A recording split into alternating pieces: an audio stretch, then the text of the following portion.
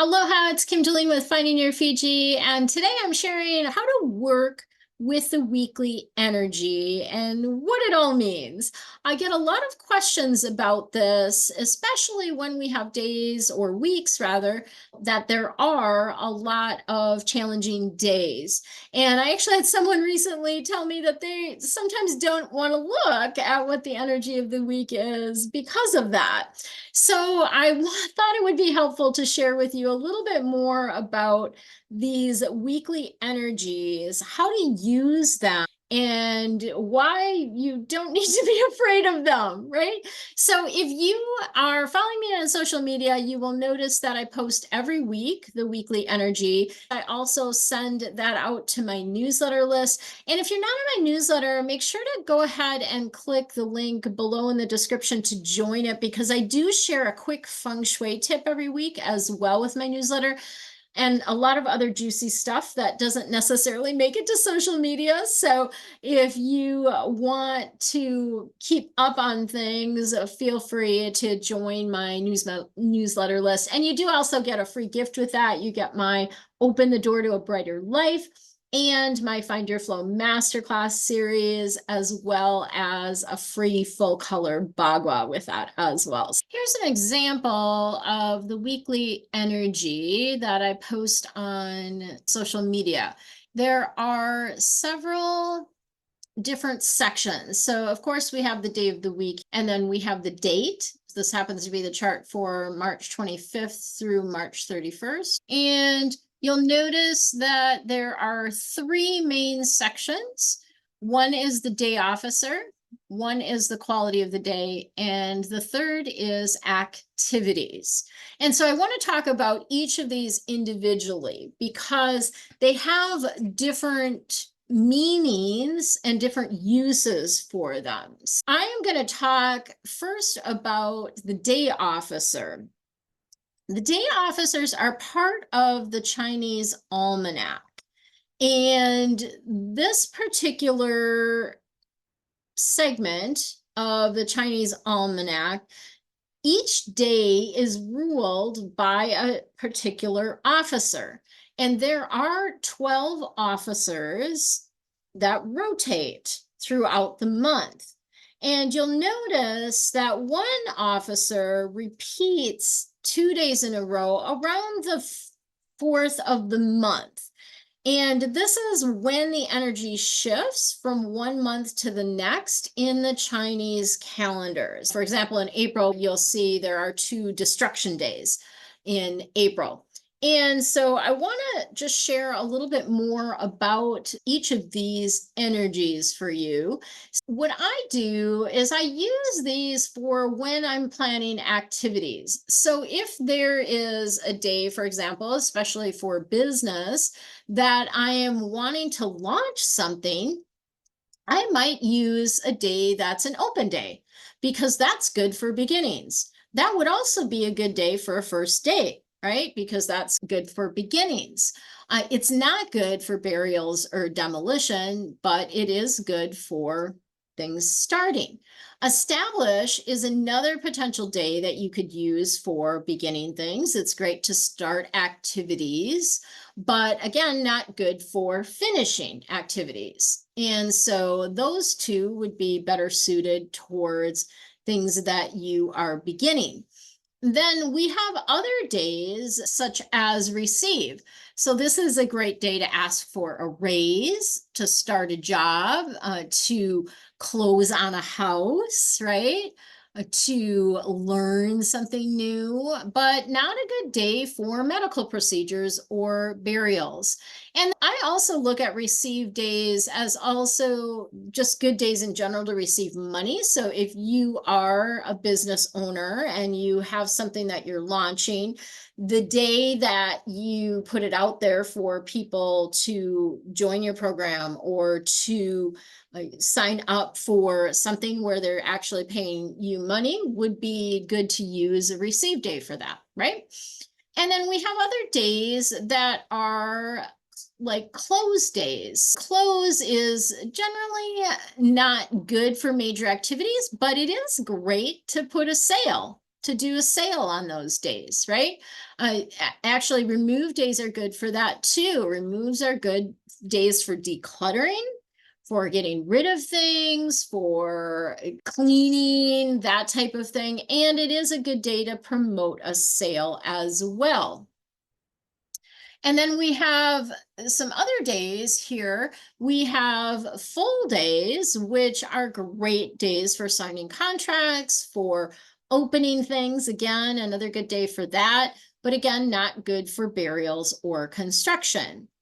And then balance days are great for travel. So even though in this particular day, March 31st, it doesn't show travel as being auspicious, it's a balance day. So that actually is a good day to travel. You could travel on that day and that would be okay. And I know some of you are like, well, it's a difficult day. Well, we look at all the energies across the board, and when we've got a balanced day, it is a good day for travel, even though there is some difficult energy there. Balanced days are also good for negotiations, for starting construction, and also for demolition. So let's look at the next chart for April. This is the first week of the month.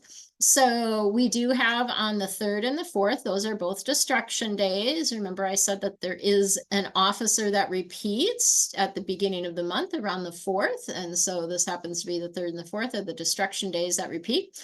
But I want to look at the stable energy. So stable days are great for opening a business. So again, we have lots of different options for opening a business. It's a great day to hire employees. It's not a great day for travel, even though it doesn't say anything negative about travel here or to avoid travel here. The stable days are not great for travels or for funerals or burials. And then, of course, this not being good for travel, plus the very difficult day, I probably would not travel on this day personally. And then we have initiate days, and those again are good for beginnings, but again, not good for travel. And you'll notice that that does line up here with the black segment is about travel. So you'll notice that it says no travel there, no travel there, even though it's a good day. We've got 2 X's against travel, so I probably wouldn't travel on that day either. And then we have destruction days, which are really just good for demolition. They're not really lucky for any other activities, although you will notice over here that we do have something as far as the activities that is good for that particular day. But for the most part, destruction days are just good for tearing things apart. I mean, it might be a good day to reorganize your kitchen because you're kind of like taking things apart, right? And then danger days are days that are good for religious activities. So that would be, a good day for going to church, that type of thing. But we don't want to do anything that's inherently dangerous on that day. So you will notice that the airplane is a negative here. The travel is a negative on that day. I mean, travel isn't inherently dangerous, but it's definitely a little bit more than just walking down the street, right? So that's our danger days. And then we have success days. These are my favorite days because they're really good for anything. And this particular day, April 6th, is awesome all the way across the board. I mean, you'll notice there's no negative activities. It's a good travel day. It's a very good day. And I'm actually traveling on this April 6th day.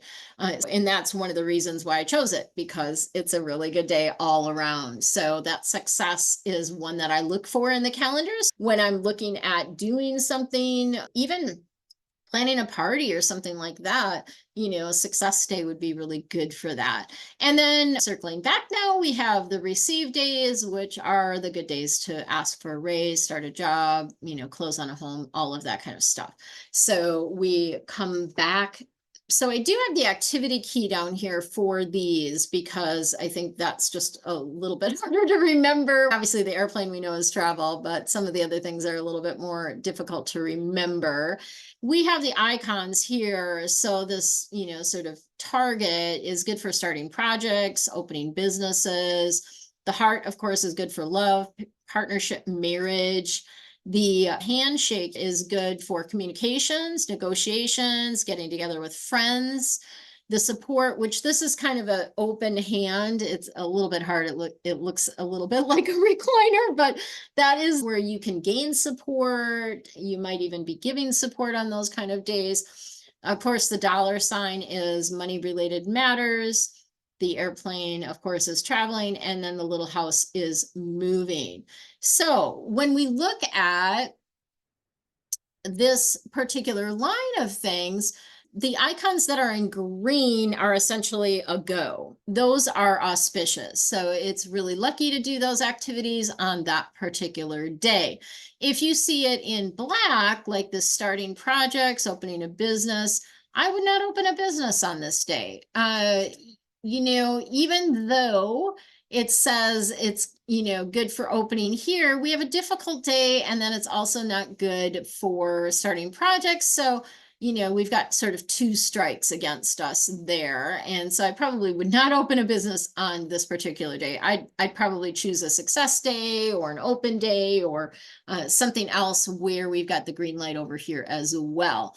And then you'll notice that some days are a little bit mixed. So this one has, some activities that just are to be avoided. So when you see them in black, the recommendation is to avoid those activities on that day, like the airplane, don't travel on that day.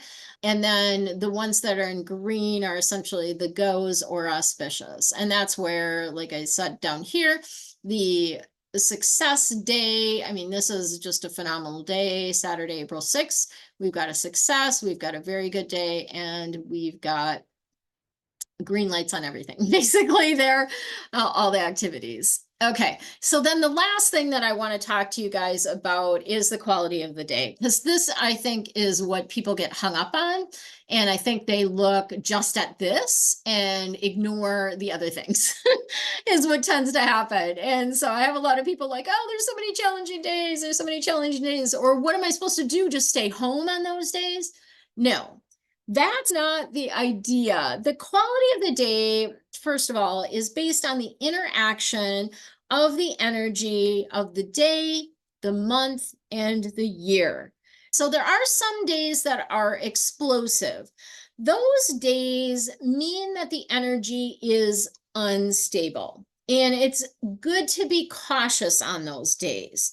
And those are days that we don't want to use for anything really important. Like that isn't a day I would get married, right? That isn't the day I would plan. If you have to plan a C-section for a baby, I would not plan it on that day, right? Just anything major, I would not plan for that day. And that's the explosive energy. So interestingly, most of you know that I live on Maui, lived here for almost 7 years now. And I went back and looked to see when the Lahaina fires and the fires in Kula were happening, and those days were explosive days. So sometimes it can be very physical like that, where something actually explodes or starts on fire or that type of thing. So it can be that as well, which is another reason why you don't want to do anything super important on those days. Okay, so that's the explosive energy. So then let's talk about the other energies, and in particular, the very difficult. So the thing about this quality of the day is just because it says it's a very difficult day does not mean you're going to have a bad day. Okay? Your energy influences what happens. Your attitude influences what happens.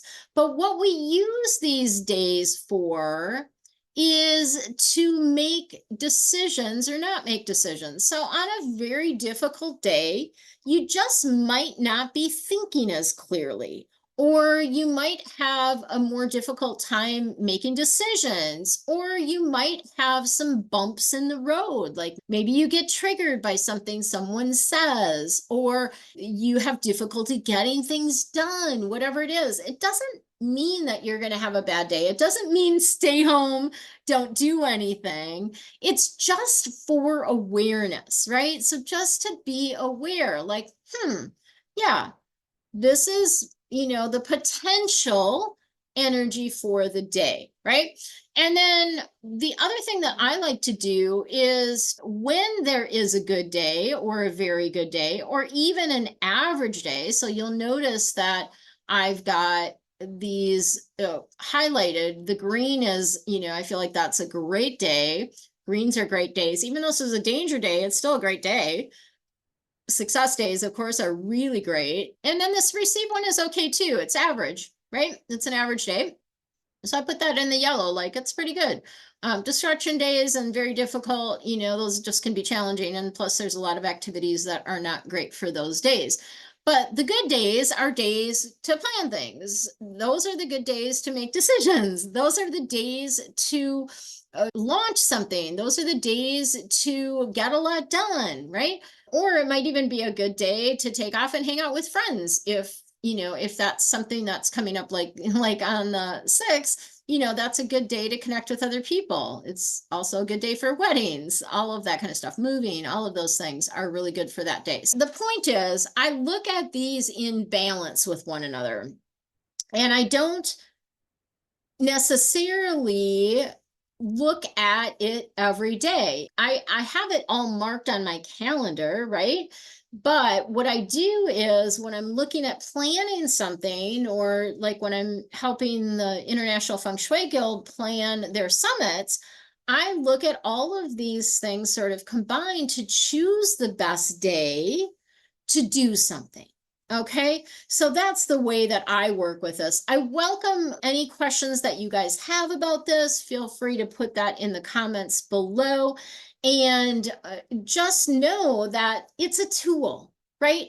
This is a tool. It is a way for you to work with the energy instead of against it.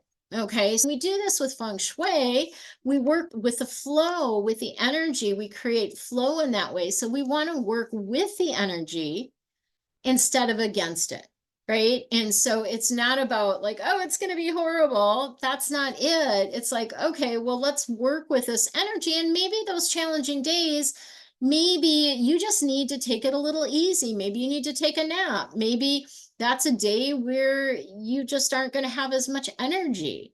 And that's okay. Like we need that. That's the yin and yang of things, right? We need that ebb and flow. So that's what I wanted to share with you. I do welcome any questions, so feel free to pop those down below.